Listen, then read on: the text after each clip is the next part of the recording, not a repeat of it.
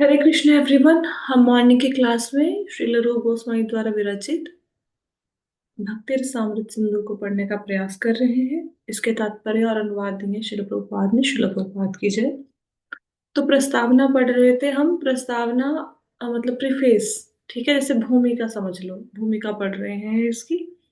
जब आप वैसे नॉर्मली कोई बुक्स पढ़ते हैं, स्कूल कॉलेज में भी बुक्स पढ़ी होंगी, तो उसमें हम प्रीफेस या प्रस्तावना या भूमिका को नहीं पढ़ते।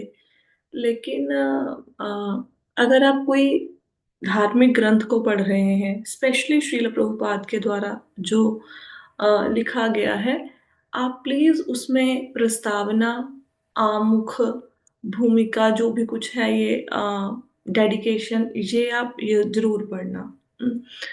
क्यों ऐसा पढ़ना? क्योंकि अगर आप देखेंगे श्रीमद् भागवतम में, उसकी अगर आप भूमिका पढ़ेंगे तो उसमें पूरी चैतन्य चरितमृत का सार है। बहुत बड़ी है, अप्रोक्सीमेटली 30-35 पेजेस की उसकी इंट्रोडक्शन है। तो जब भी श्रील प्रभुपाद के ग्रंथों को आप पढ़ें, तो आप उसमें प्रस्तावना जरूर पढ़ें।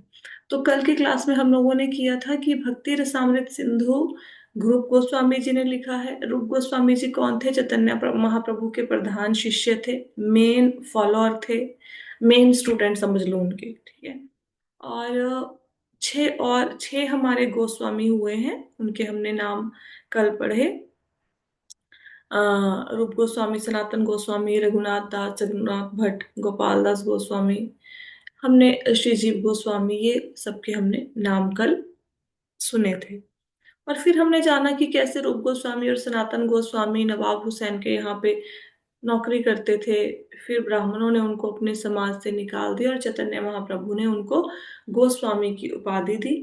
साथ ही हमने ये जाना कि गोस्वामी किसको कहते हैं? जो अपनी इंद्रियों का स्वामी है, जिसने इंद्रियों को कंट्रोल में करना सीख लिया है। आगे चलते हैं। भगवान चैतन्य का सिद्धांत सार्वभौमिक है। जो कोई भी कृष्ण के विज्ञान को जानता है और भगवान की सेवा में लगा रहता है, उसे ब्राह्मण परिवार में जन्मे उच्च व्यक्ति की तुलना में उच्च पद पर माना जाता है। यह सभी वैदिक साहित्य, विशेष रूप से भगवत गीता, श्रीमद् भागवतम द्वारा स्वीकृत मूल सिद्धांत है। भगवान चैतन्य द्वारा सभी को शिक्षित करने और गोस्वामी के उच्च पद पर आसीन करने के आंदोलन का सिद्धांत भक्ति के अमृत में सिखाया गया है। जब भी भक्ति के अमृत शब्द आएगा, तो आपने इसको भक्ति रसामृत सिंधु ही लेना है, जो कि इस पुस्तक का नाम है। कहते हैं जो चैतन्य महाप्रभु क्या मानते थे कि कोई भी व्यक्ति अपने जन्म से ब्राह्मण, क्षत्रिय, वैश्य, शूद्र नहीं होता। जो उसमें क्वालिटीज हैं, जो उसमें गुण है, उसके अकॉर्डिंग वो ब्राह्मण, क्षत्रिय, वैश्य, शूद्र होता है। और भगवान कृष्ण भी भगवत गीता में यही कहते हैं। चैतन्य महाप्रभु कृष्णा ही तो है, तो वो सेम प्रिंसिपल ही रिपीट करेंगे कि जन्म वो है चातुर्वर्ण्यम मया सृष्टम गुणः कर्म विभागश्च। ये चारों वर्ण मेरी सृष्टि है, लेकिन कैसे है? ऐसे नहीं कि ब्राह्मण का बेटा ब्राह्मण है, क्षत्रिय का बेटा क्षत्रिय है। जिसने ब्राह्मण के कार्य किए, जिसमें ब्राह्मण के गुण है, वही ब्राह्मण है। और यह सिद्धांत सार्वभौमिक है, या सार्वभौमिक का अर्थ होता है यूनिवर्सल है। सब जगह एक्सेप्ट किया जाता है, सब लोगों के लिए है, मतलब ही। हम्म। आज के कलयुग जैसे नहीं कि ब्राह्मण के बेटे को हम ब्राह्मण मान लेंगे। इसको कैसे समझेंगे? जैसे डॉक्टर के बेटे को डॉक्टर नहीं मान सकते, जब तक उसने डॉक्टर की पढ़ाई नहीं करी है, डॉक्टरी नहीं करी है, तो हम उसको डॉक्टर नहीं मानेंगे। तो कहते अगर कोई व्यक्ति निम्न परिवार में भी जन्मा है, जाति के अनुसार वो बहुत ज्यादा उच्च नहीं भी है, तो अगर उसे भगवान कृष्ण का ज्ञान है, वो कृष्ण चेतना के विज्ञान को जानता है, तो उसे गुरु के रूप में स्वीकार कर लेना चाहिए। यही श्रीमद् भगवत गीता में लिखा है, यही श्रीमद् भागवतम में लिखा है, और सारे वेद यही कहते हैं। तो ये सिद्धांत कि व्यक्ति अपने गुणों के द्वारा प्रदर्शित करता है कि वो ब्राह्मण, क्षत्रिय, वैश्य, शूद्र क्या है। और अगर कोई व्यक्ति कृष्ण भावना भावित है, तो उसको और इंद्रियों पे संयमित संयम है उसका, तो उसको गोस्वामी के उच्च पद पर स्थापित किया जा सकता है। ये किसने सिखाया है? ये रूप गोस्वामी जी हमें बताते हैं अपने ग्रंथ में। भगवान चैतन्य ने मालदा जिले के रामकेली नामक गांव में दो भाइयों दबीर खास और कहीं पे साकर मलिक लिखा हुआ है, कहीं पे सकारा मलिक। तो सकारा मलिक कौन है? सनातन गोस्वामी। दो भाइयों दबीर खास और सकारा मलिक से मुलाकात की। उस मुलाकात के बाद भाइयों ने सरकार की सेवा से सेवानिवृत्त होने और भगवान चैतन्य से जुड़ने का फैसला कर लिया। तो कहते हैं भगवान, यहाँ पे बताया गया है कि चैतन्य महाप्रभु कहाँ पे मिले थे? ये रूप गोस्वामी और सनातन गोस्वामी को ये मिले थे रामकेली गांव में। कल मैंने आपको बताया कि कैसे बहुत विनम्र होकर ये मिले चैतन्य महाप्रभु से। और जैसे ही वो चैतन्य महाप्रभु से मिले, उन्होंने ये सोच लिया कि अब हम नौकरी नहीं करेंगे, अब हम भगवान की भक्ति करेंगे, चैतन्य महाप्रभु के अनुयायी बनेंगे। दबीर खास जो बाद में रूप गोस्वामी बन गए, अपने पद से निवृत्त हुए। उन्होंने अपनी सेवा के दौरान जो भी धन जमा किया था उसे एकत्रित किया। चैतन्य चरितामृत में वर्णन है कि सोने के सिक्कों में उनकी संचित बड़ी बचत लाखों डॉलरों के बराबर थी और एक बड़ी नाव उससे भर गई। अब जब उन्होंने मतलब जॉब छोड़ दी रूप गोस्वामी ने, तो क्या हुआ? वो जो उन्होंने धन कमाया था नवाब की नौकरी में, वो इतना ज्यादा था, एक बहुत बड़ी बोट उस धन से भर गई। चैतन्य चरितमृत में वर्णित है कि सोने के सिक्कों में उनकी संचित बचत लाखों डॉलर के बराबर थी और एक बड़ी नाव भर गई। उन्होंने धन को बहुत आदर्श तरीके से विभाजित किया, जिसका विशेष रूप से भक्तों और सामान्य रूप से मानवता द्वारा पालन किया जाना चाहिए। उनके संचित धन का 50% कृष्ण भावना भावित व्यक्तियों अर्थात ब्राह्मणों वैष्णवों को वितरित किया गया, 25% रिश्तेदारों को वितरित किया गया और 25% आपातकालीन व्यय और व्यक्तिगत कठिनाइयों के लिए रखा गया। बाद में जब सकारा मलिक ने भी संन्यास लेने का प्रस्ताव रखा तो नवाब बहुत नाराज हुए और उन्हें जेल में डाल दिया। लेकिन सकारा मलिक, जो बाद में श्री सनातन गोस्वामी बने, ने अपने भाई के निजी धन का लाभ उठाया जो एक गांव के महाजन के पास जमा था और हुसैन शाह की जेल से भाग निकले। इस तरह दोनों भाई भगवान चैतन्य महाप्रभु से जुड़ गए। इसमें यह बताया गया है कि जब रूप गोस्वामी जी बड़ी नाव में धन भर के लेके आए जो उन्होंने कमाया था नवाब की नौकरी से, तो उन्होंने इसको डिवाइड कर दिया। कैसे डिवाइड कर दिया? 50% तो उन्होंने ब्राह्मणों को, वैष्णवों को, जो भगवान के नाम का प्रचार करने में लगे हुए थे, ब्राह्मण थे, उनको दे दिया। 25% उन्होंने अपने रिश्तेदारों को, परिवार वालों को बांट दिया। 25% उन्होंने अपनी इमरजेंसी के लिए रखा कि नवाब से, अब हम लोगों ने, नवाब तो देखो एक तरह राजा की पोस्ट है, अब राजा से दुश्मनी मोल लेके कोई नौकरी छोड़ेगा तो राजा उसके लिए कोई ना कोई मुसीबत खड़ी कर सकता है ना। तो कोई मुसीबत आए उससे निपटने के लिए उन्होंने जो 25% था वो इमरजेंसी सिचुएशन के लिए रख दिया। कोई साहूकार था गांव में, उसके पास रख दिया, सेठ के पास। अब रूप गोस्वामी तो आ गए वहां से निकल के, नौकरी छोड़ के। सनातन गोस्वामी फंस गए। सनातन गोस्वामी को नवाब हुसैन ने गुस्से में आके जेल में डाल दिया। अब जब एक बार नवाब हुसैन वहां पे नहीं था, सनातन गोस्वामी, रूप गोस्वामी ने सनातन गोस्वामी को गुप्त रूप से संदेश पहुंचाया कि मैंने उस साहूकार के पास धन रखा है, आप उस धन को यूज करके जेल से निकल आओ। जो रिश्वतखोरी भ्रष्टाचार है, यहाँ से 500 साल पहले भी चलता था। तो सनातन गोस्वामी ने, पर इतना नहीं था जितना आज के जमाने में है। जैसे जैसे कलयुग बढ़ता जा रहा है तो पाप भी बढ़ते जा रहे हैं। सनातन गोस्वामी ने वो धन लिया और जो जेलर था उसको एक तरह से रिश्वत दे के वो वहां से भाग निकले। फिर दोनों भाई चैतन्य महाप्रभु से मिले। हमें भी अपने धन को ऐसे ही वितरित करना चाहिए। अब आप कहें कि माता जी ये तो बड़ी प्रॉब्लमेटिक बात आपने कह दी, हमारी तो सैलरी ही 15-20 हजार है, अगर 10,000 डोनेट कर देंगे तो बच्चों का भरण पोषण कैसे करेंगे? बिल्कुल सही बात है, आजकल महंगाई का जमाना है, हो सकता है आप 50% धन डोनेट ना कर सकें, लेकिन कम से कम अपने हृदय को इतना बड़ा कीजिए, इतना विशाल कीजिए कि कुछ ना कुछ डोनेशन आपकी इनकम में से हर बार निकलता रहे। जैसे ही आप अपनी कमाई पाते हैं, जैसे ही बिजनेस का प्रॉफिट हाथ में आता है, जैसे ही आपकी सैलरी हाथ में आती है, जैसे ही आपको किसी काम के पैसे मिलते हैं, उसका सबसे पहला हिस्सा भगवान के लिए निकालना, फिर अपने लिए यूज करना। ठीक है? और कितना निकालना है?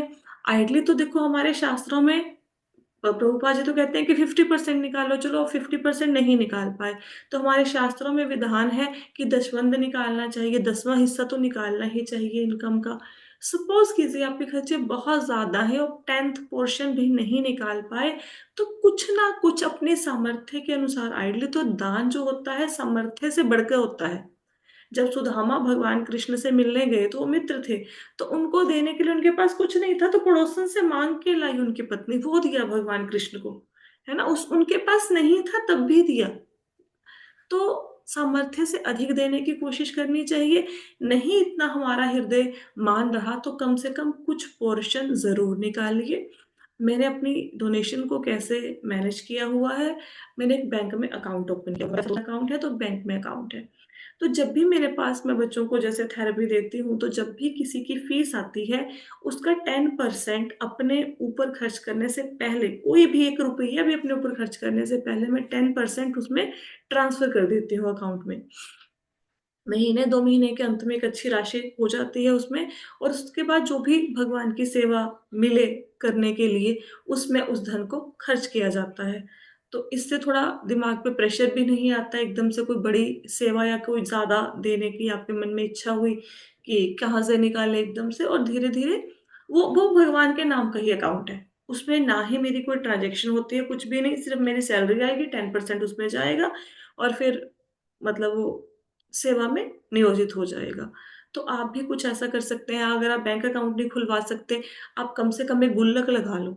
ठीक है, गुल्लक में, अच्छा अब हाउसवाइफ बोलेगी माता जी मेरे पास तो, मेरे पति मुझे पैसे नहीं देते और मेरे पास तो इतना धन भी नहीं है, तो जो भी आपको पैसे मिलते हैं, अब आप मार्केट गए, ठीक है, सब्जी खरीदने के लिए, तो सब्जी वाले से मोल भाव करके आपने 50 की चीज को 40 का लगा लिया, तो जो 10 रुपए बचे हैं वो 10 रुपए ही डाल दो उसमें, है ना। भगवान ऐसा नहीं देखते कि किसने लाख रुपया दिया, किसने 10 रुपए दिए, ऐसा नहीं भगवान देखेंगे। भगवान ये देखते हैं कि इस व्यक्ति में सामर्थ्य भी नहीं थी फिर भी इसने दिया। जब मैं रथ यात्रा में, मैंने आपको पहले भी बताया हुआ है, रथ यात्रा में जा रही थी, तो एक बच्चा था वहां पे, वो कूड़ा उठाने का काम करता था सड़कों से, छोटे छोटे बच्चों को लगा देते हैं ना, उसने 10 रुपए दिए। मतलब मुझे ऐसा लगा कि वो बच्चा है, उसकी चॉकलेट खा सकता था, टॉफी खा सकता था, अपने अपने लिए रोटी खरीद सकता था। अब उसने जो 10 रुपए दिए, मुझे ऐसा लगता है कि वो 10 रुपए नहीं है, वो 10 करोड़ के बराबर है। क्यों? क्योंकि उसने अपनी रोटी को, और बच्चा दे रहा है, बड़ा नहीं दे रहा। बड़ा तो चलो ठीक है, अपने मन को मार लेगा, है ना, लेकिन हम तो मन को भी नहीं मारते हैं, इतने पापी हैं हम लोग, हम अपनी जरूरतों को पूरा करते हैं, हम भगवान के लिए इतना हृदय विशाल नहीं है, कितने विशाल हृदय से दे पाए। उसने रोटी ना खा के भगवान को 10 रुपए दिए, आपको लगता है उसका उद्धार नहीं हुआ? वो तो राजा बनेगा अगले जन्म में। अब जो धन के देवता है कुबेर, ये धन के देवता कैसे बने? देवताओं के धन के देवता है ना कुबेर, आपने सुना होगा। ये थे, चोरी करते थे। एक बार मंदिर में चोरी करने गए, शिव जी के मंदिर में। अब चोरी करने के लिए लाइट तो चाहिए ना, तो लाइट नहीं थी। लाइट नहीं थी, तो क्या किया कि वहां पे जितने इनको कागज वागज मिले उसको एकत्रित करके आग लगाई, और जो कुछ इनको मिला वो ले गए, वहां से ले लिया। अब भोलेनाथ तो औगड़दानी है, उनको तो फर्क ही नहीं पड़ता कि चोरी करने के लिए आग जलाई या दीपक जलाने के लिए। तो भोलेनाथ ने उनको देखा कि मेरे मंदिर में इसने प्रकाश किया, कोई फर्क नहीं पड़ा कि चोरी करने के लिए किया था। तो भोलेनाथ ने कृपा करके कि इसने मेरे मंदिर में प्रकाश किया है, उनको अगले जन्म में राजा बना दिया। अब वो जो राजा बन गए, तो उनको सुध थी कि भाई मैंने ऐसे भोलेनाथ के मंदिर में लाइट जलाई थी पिछले जन्म में, तो मैं राजा बना। तो उसने बोला कि हर प्रजा का हर घर भगवान के मंदिर में लाइट, मतलब वो क्या बोलते हो, दीपमाला करेगा। तो इतने खुश हुए भोलेनाथ कि वो कुबेर बन गए, धन के देवता बन गए।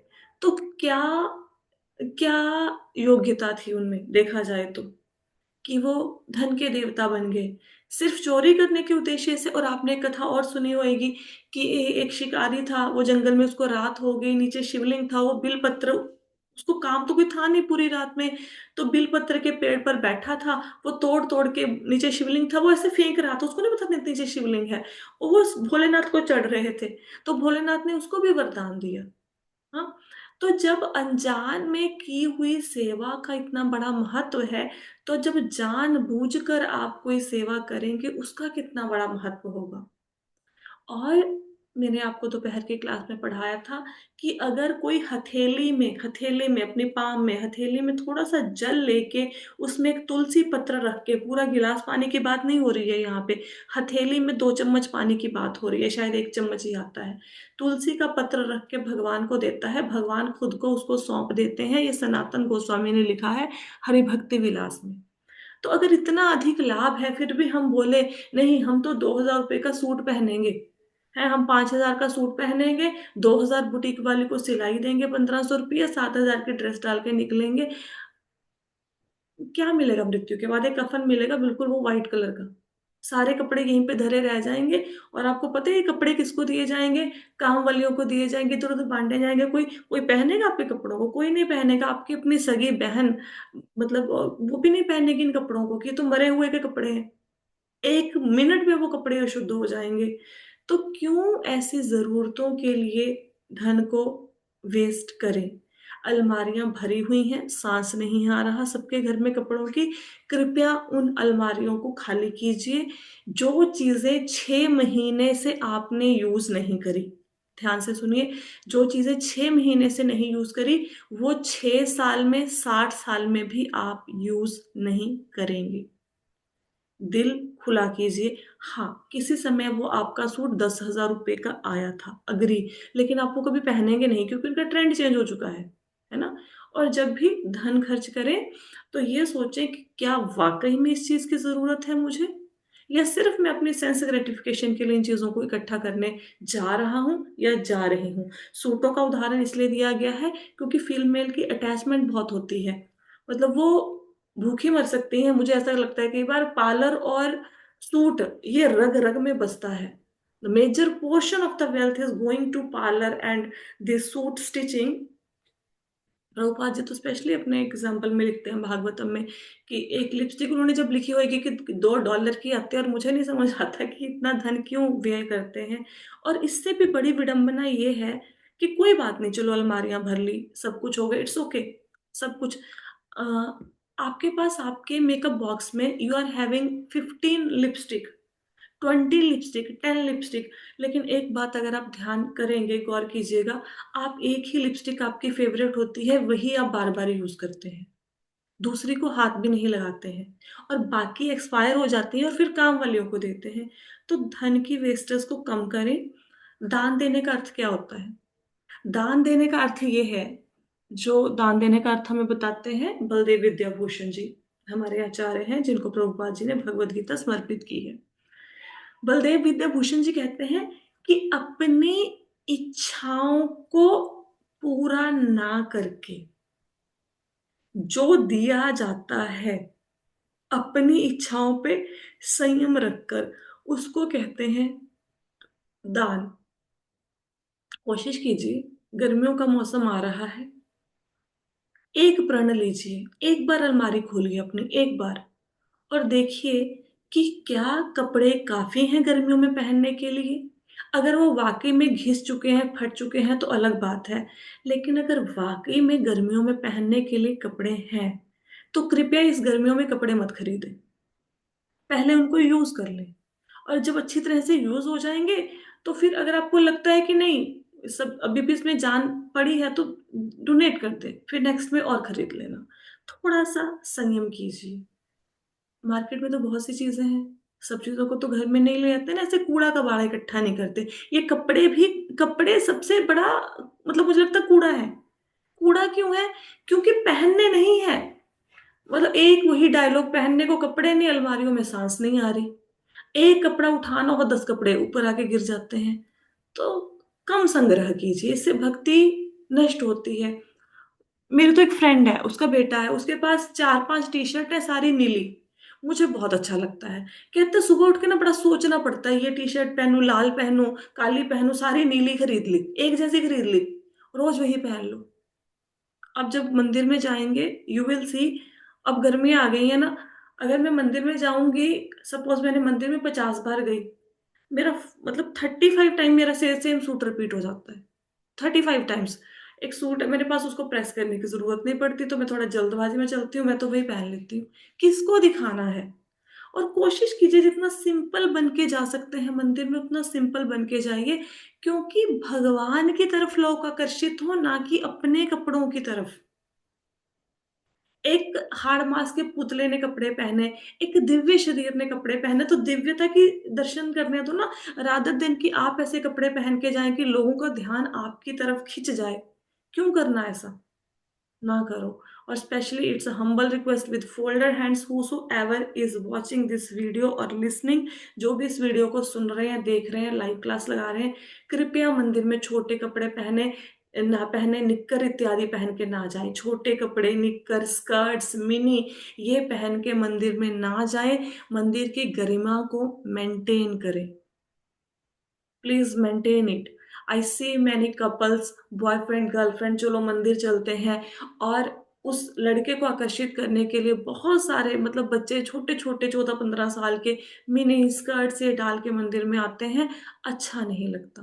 भले ही एक लड़का लड़की में जो भी रिलेशन हो, जो आज के जमाने में चल रहा है, भले ही बॉयफ्रेंड गर्लफ्रेंड का, भले ही पति पत्नी का, लेकिन मंदिर में मर्यादा का पालन करें। एक दूसरे का हाथ पकड़ के ना घूमे, अच्छा नहीं लगता है। आई होप सो कोई तो सुनेगा इसको, कोई तो समझेगा। आगे कहते हैं रूप गोस्वामी की, आई होप सो कि आज के बाद सब लोग थोड़ा सा दान के लिए धन को निकालेंगे। और एक बात करके देखना, एक बात, बहुत अच्छी जो चीज खरीदने के लिए लगेगी ना, जिसके बिना मन करेगा कि इसके बिना मेरी जान निकल जाएगी इस चीज को खरीदे बिना, बहुत सुंदर है, वो मत खरीदना। उस पैसे को रखना और मंदिर में देना। मतलब मैं कहती हूँ आपको 10 साल के बाद भी जब इस घटना को याद करोगे ना, आपको खुशी मिलेगी, और किसी के सामने सुनाने के लिए कोई एग्जाम्पल सेट हो जाएगा। लीडर बनने का मतलब ये नहीं होता, या देखो आप सब लोग लीडर हैं, क्यों लीडर हैं? आप घर के मुखिया हैं, आप कहीं पे जॉब करते हैं, वहां पे 3-4 लोग आपके अंडर काम करते होंगे, आप उनके मुखिया हो सकते हैं, लीडर हो सकते हैं। आप अपनी फ्रेंड्स में, जो फ्रेंड्स का ग्रुप है 5-6-7 का, उसके मुखिया लीडर हो सकते हैं। तो आप जगह जगह पे लीडर की भूमिका निभाते हैं। तो लीडर का मतलब ये नहीं होता दूसरों को ज्ञान झाड़ो, ये लीडर होना नहीं होता। लीडर का अर्थ ये होता है कि आप करके दिखाइए। एमबीए में इसको बोलते हैं लीडरशिप थ्रू एग्जीक्यूशन। ओके। जो आप अपने जूनियर से, अपने फॉलोअर से काम करवाना चाहते हैं, आप खुद कीजिए, सेट द एग्जाम्पल। अगर आप चाहते हैं मेरा बच्चा भक्ति करे, आप खुद कीजिए। अगर आप चाहते हैं मेरा बच्चा एक्सरसाइज करे, पहले आप खुद कीजिए। आप चाहते हैं मेरा बच्चा कोऑपरेटिव हो, पहले खुद कोऑपरेटिव बनिए। तो लीडर बनिए, एग्जाम्पल सेट कीजिए। अगर आप बहुत अधिक जैसे मेरी एक फ्रेंड है, she is principal on a very high profile, and she is very educated, बहुत ही ज्यादा एजुकेटेड है वो। तो उनके स्कूल में जब वो प्रिंसिपल थी, तो सब जो टीचर्स थी वो क्या करती थी, बहुत महंगे महंगे कपड़े पहन के आती थी। जब वो प्रिंसिपल बनी, उन्होंने सिंपल पहनना शुरू किया। उनको देखने के बाद सब टीचर ने सिंपल पहनना शुरू कर दिया। आपका आचरण ऐसा होना चाहिए कि लोग आपके आचरण से सीखें। ऐसा आचरण होना चाहिए। नहीं तो क्या होता है ना, अगर हम हर बार हम लोग मंदिर में बहुत सुंदर सुंदर नए नए कपड़े पहन के आएंगे, कई बार कोई नहीं भी खरीद सकता, उसके मन में ऐसा जाता है लोग कितना सच के आते हैं, मेरे पास भी होने चाहिए। तो हम अपनी तो भौतिक इच्छाओं को बढ़ा रहे हैं, साथ में देखने वाले की भौतिक इच्छाओं को बढ़ा रहे हैं। सबसे सुंदर ड्रेस होती है साड़ी। साड़ी से ऊपर कोई ड्रेस होती नहीं है फीमेल्स के लिए। उसके बाद शरीर ढकने के लिए सबसे सुंदर होता है सूट। और मजा आ जाए अगर आपने उस सूट के साथ एक दुपट्टा लिया हो। हम्म, पता है क्या है, ये जो हमारा वक्षस्थल है, ये लोगों को दिखाने के लिए नहीं है। आपको पता है हम पंचांग प्रणाम क्यों करती हैं? हम स्त्रियां पंचांग प्रणाम इसलिए करती हैं क्योंकि हमारा पेट और हमारी जो छाती है वह जमीन से टच ना हो। क्यों? क्योंकि हम अपने गर्भ में बालक को धारण करती हैं। हम अपने वक्षस्थल से बालक को दूध पिलाती हैं। This is not for showing to others. हो सकता है मुश्किल लगे, कोशिश कीजिए, जितना आप दुपट्टे में अच्छे लगेंगे ना, कसमी बात, अब किसी में भी अच्छे नहीं लगेंगे। हाँ, हम मॉडर्न हो गए हैं, हम शिक्षित हो गए हैं। आज भी अगर आप किसी अच्छे घर के लड़के को पूछेंगे शादी करने के लिए, शायद उसकी गर्लफ्रेंड छोटे कपड़े पहनती हो, लेकिन शादी के लिए वो चाहेगा मेरी वाइफ ऐसी आए जो मेरे बड़ों का सम्मान करे और सुंदर कपड़े पहने, जिसमें वो मतलब उसके अच्छे संस्कार नजर आए। हाँ, पहन के देखिए, बहुत अच्छा लगेगा। आगे चलते हैं। रूप गोस्वामी की पहली मुलाकात भगवान चैतन्य से प्रयाग इलाहाबाद में हुई थी, और उस पवित्र शहर में दशाश्वमेध स्नान घाट पर भगवान ने उन्हें लगातार 10 दिनों तक की शिक्षा दी थी। भगवान ने विशेष रूप से रूप गोस्वामी को कृष्ण चेतना के विज्ञान के बारे में शिक्षा दी थी। भगवान चैतन्य द्वारा श्रील रूप गोस्वामी पाद को दी गई ये शिक्षाएं हमारी पुस्तक चैतन्य चैतन्य भगवान चैतन्य की शिक्षाओं में वर्णित है। तो चैतन्य महाप्रभु से जब रूप गोस्वामी की मुलाकात हुई तो कहाँ पे हुई? प्रयाग में हुई, इलाहाबाद में। तो उन्होंने वहां पे एक घाट था, दशमेश्वमेध घाट उसको कहते हैं, वहां पे 10 दिनों तक रूप गोस्वामी को शिक्षा दी। उन 10 दिनों की शिक्षा देने के बाद चैतन्य महाप्रभु ने रूप गोस्वामी को ग्रंथ लिखने का आदेश दिया।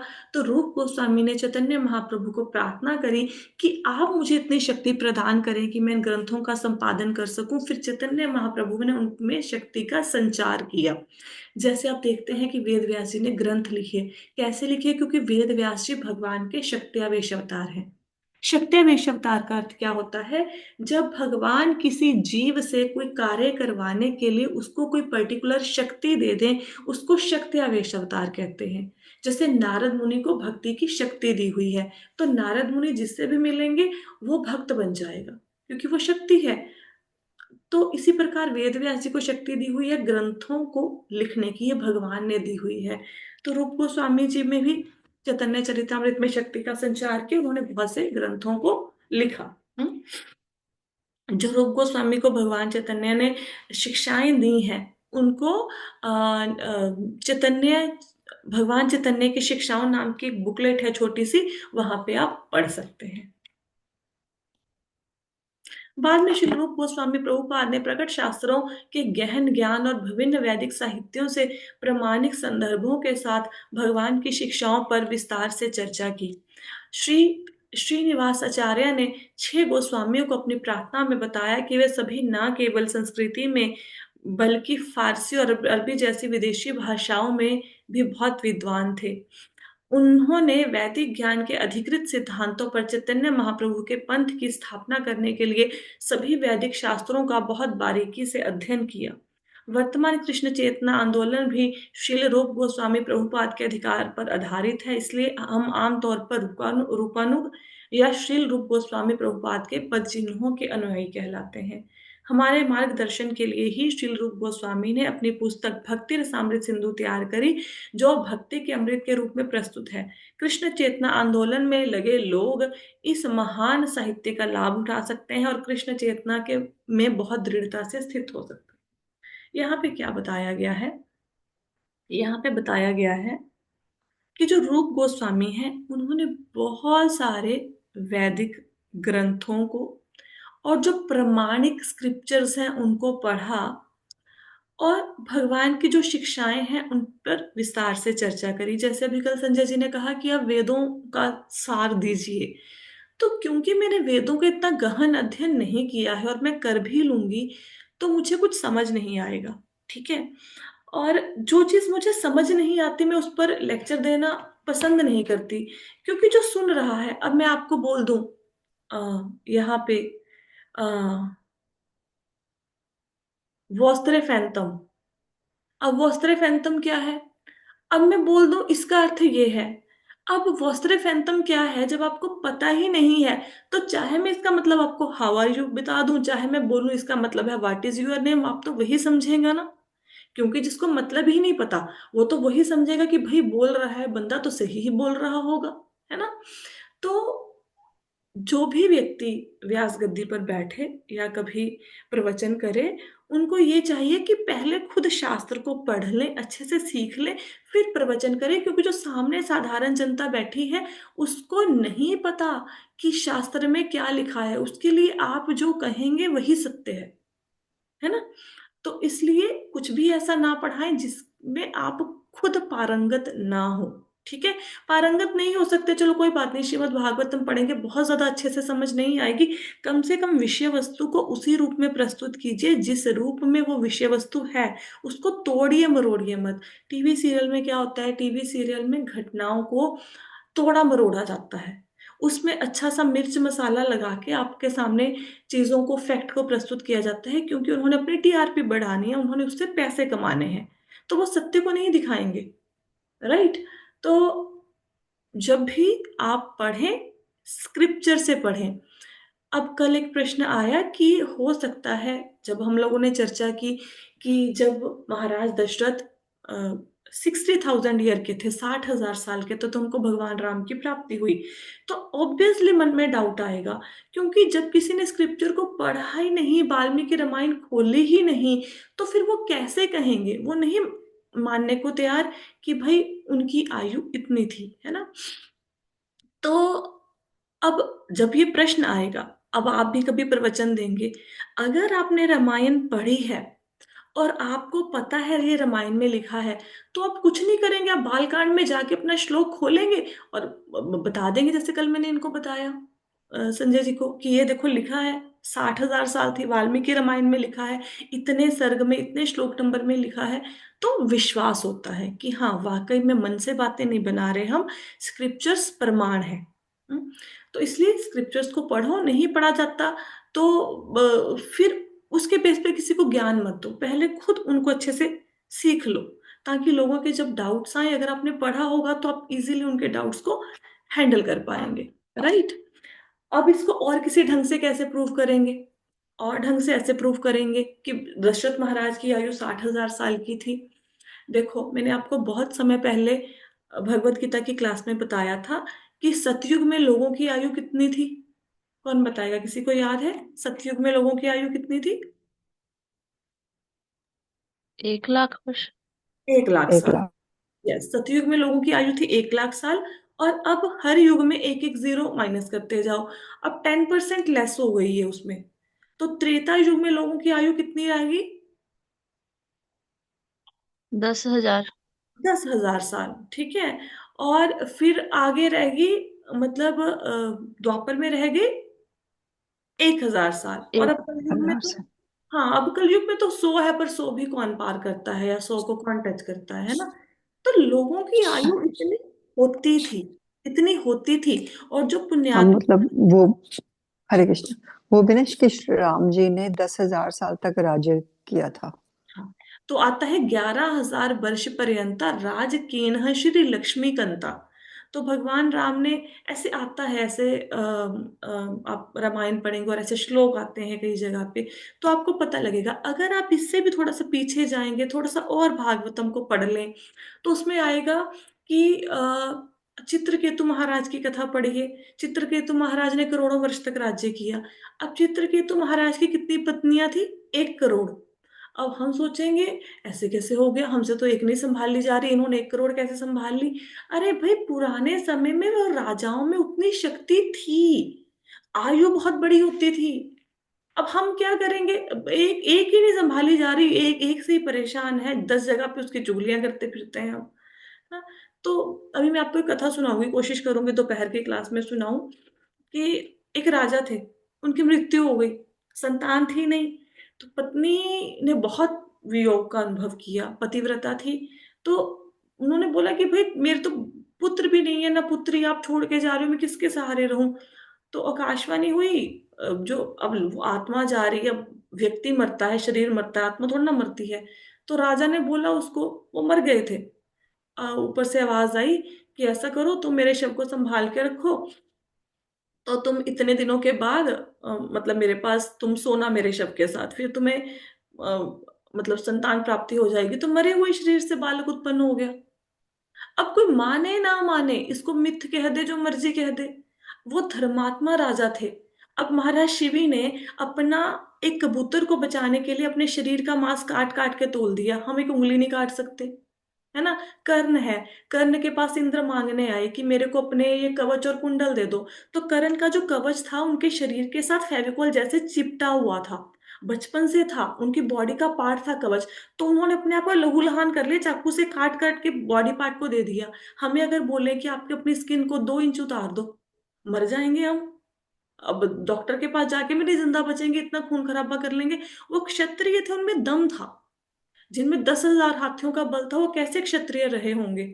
तो हम वैसे नहीं है, इसलिए हमें बातें समझ आती हैं। अब चींटी बोले कि, चींटी से कोई बोले कि पहाड़ होता है, चींटी बोले कि ना पहाड़ होता ही नहीं है, मैंने क्योंकि देखा नहीं मैंने कभी। चींटी देख ही नहीं पा रही ऊपर तक, तो क्या पहाड़ नहीं होता। अब हाँ, अगर हमारी इतनी देखने समझने की समर्था नहीं है, तो ऐसा नहीं कि ये बातें मिथ्या हैं, बकवास है, ऐसे लिख दी, ऐसा कुछ नहीं है। ग्रंथों को पढ़िए, ज्ञान लीजिए, आपको विश्वास होना शुरू हो जाएगा। तो आज की कथा में तो इतना ही कर पाए, बाकी तो कल करेंगे। सबको क्लियर हुआ? बता रही माता जी, हूँ। हाँ जी। माता जी, कई लोग कहते हैं अभी ये जो हमारे ग्रंथ है ना, ये कहानियां है। मैंने बड़े लोगों से सुना है ये। हाँ, तो कहते कहने हैं अपनी तरफ दीजिए से ना, कहानी बताएंगे। कहने दीजिए। क्या फर्क पड़ता है, जिसको नहीं समझ आया उनको कहने दीजिए, आपको समझ आया आप पढ़िए। वो अपना खुद भला बुरा सोच लेंगे, जिनको समझ आया वो तो समझो, है ना। राइट। और ये ग्रंथ कहानियां नहीं है, ये हम प्रूव कर सकते हैं। कैसे प्रूव करेंगे? कल प्रूव करेंगे कि ग्रंथ कहानियां नहीं है। हम with logics, with fact prove करेंगे कि ग्रंथों में कहानियां नहीं है, कल की क्लास में। ठीक है, तो आपके प्रश्न का उत्तर भी हो जाएगा।